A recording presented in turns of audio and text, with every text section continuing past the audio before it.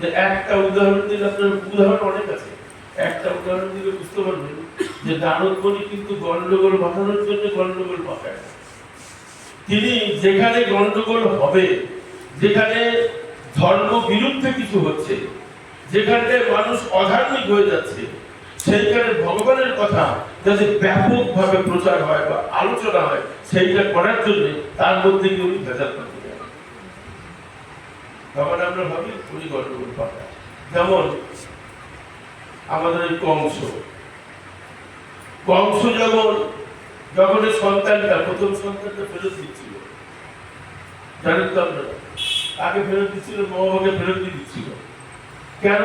এ তো 8 নম্বর না 1 নম্বর, এ রেখে কি হবে, এ তো আমার কোনো শত্রু না, নিয়ে নাও, চেয়েছে মহাভাগ দিয়ে দিচ্ছিল। তখন নারদ দেখলে তো মুশকিল, লোকে গন্ডগোল পাকালো। কি গন্ডগোল পাকালো?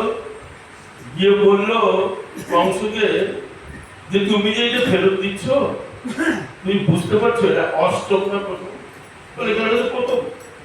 তুমি ঘুরিয়ে বলো তো, ওই 8টাকে তুমি 1 ভাবো, আর 8 নম্বর যদি তুমি 1 ভাবো, তাহলে ওইটা থেকে অষ্টম কোথায় গিয়ে দাঁড়াচ্ছে? একটাই অষ্টম হচ্ছে। তাহলে এটা যে অষ্টম না, তুমি কি করে বলছো? তুমি কেন এটা ফেরত দিচ্ছ? এটা বলেনি যে তুমি কেন ফেরত দিচ্ছ, এটা বলেনি, বলে তুমি এবার ঘুরিয়ে ভেবে দেখো এটা অষ্টম নাকি অষ্টম কি হতে পারে এটা? বলে হ্যাঁ তুমি ঠিক বলেছো, তুমি ঠিক বলেছো প্রভু, এটাই। তাই আবার যে জোর করে নিয়ে এসে, আপনারা জানেন যেমন ভাবে তার মৃত্যু দেওয়ার ব্যবস্থা ছিল, তেমন ভাবে তারা গেছেন বৃন্দাবনের ওইদিকে, যেখানে মথুরাতে তারা জানেন ওর পাথরের উপরে সব সন্তানগুলো উনি সংহার করেছিলেন। সে পাথরটা অনেকে দর্শন করতে যারা চলে যায়, সে পাথরের উপরে আছাড় দিয়ে নষ্ট করে মেরে দিল, সংহার করে।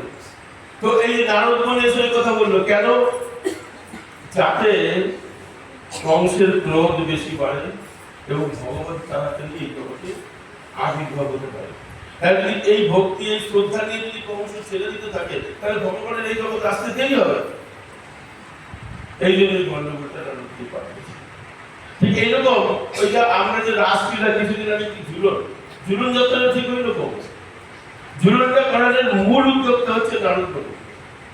কোনো কাহিনী এরকম গল্প আছে যে নারদমণির জন্য ঝুলনটা সংগঠিত হয়েছিল, না হতো না রাস, তার মধ্যে নারদমণির ভূমিকা রয়েছে, সব থেকে নারদমণির কোনো না কোনো ভূমিকা রয়েছে।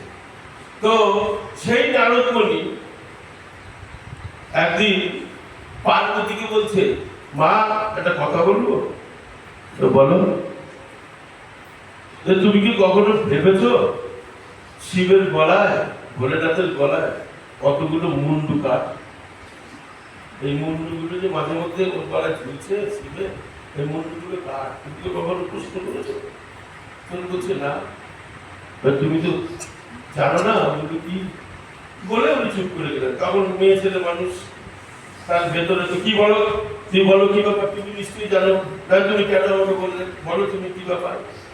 তখন বলছি কি, তুমি জোর জবরদস্তি করছো, যখন আমার অপরাধ দিও না, তুমি জোর জবরদস্তি করছো, তাই আমি তোমাকে বলছি কি, এগুলো হচ্ছে সব বিভিন্ন রমণীর মুন্ডু, যতগুলো মুন্ডু সবকটা বিভিন্ন রমণীদের মুন্ডু, সুন্দরী রমণীদের মুন্ডু।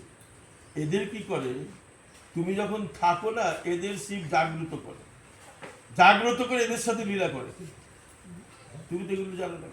বলে তাই আমাকে বাদ দিয়ে এদের নিয়ে লীলা করছে শিব, এত বড় সাহস! খুব রেগে গেলেন। এটা কে করলো? নারদ। কেন করলো? ভাগবত তাড়াতাড়ি পৃথিবীতে সবার জন্য আনার জন্য, সবার জন্য, সবার মুক্তির জন্য, কলিযুগ সামনে সবার মুক্তির জন্য তাড়াতাড়ি উনি এই ব্যবস্থাটা করলেন। এইবার পার্বতী শিবকে জিজ্ঞেস করছে, বলো তুমি তোমার গলায় এই মুন্ডমালাগুলো কেন? বলে কেন? তুমি তো কোনোদিন জিজ্ঞেস করো নি, আজকে কেন কথা জিজ্ঞেস করছো? বলে তুমি আমার কাছে লুকিয়ে রেখেছো এই মুন্ডমালার বিশাল রহস্য আছে, তুমি বলো, বলতে হবে তোমার, আমি জানি। বলে তো তুমি বলো কি? বলে তুমি বলো, আগে তোমার মুখ থেকে শুনি। আমাদের মায়েরা, আমি তো সংসারী, গন্ডগোলটা এইভাবেই স্ত্রীদের সাথে লাগে, জেনেও সেটা ঘুরিয়ে জিজ্ঞেস করে, বললেও তা সে হয়তো সন্তুষ্টি পায় না। তার নিজের মন মতো না হলে মায়েরা আমার ক্ষমা করবেন, মায়েদের এটা একটা ত্রুটি যে যদি মায়েদের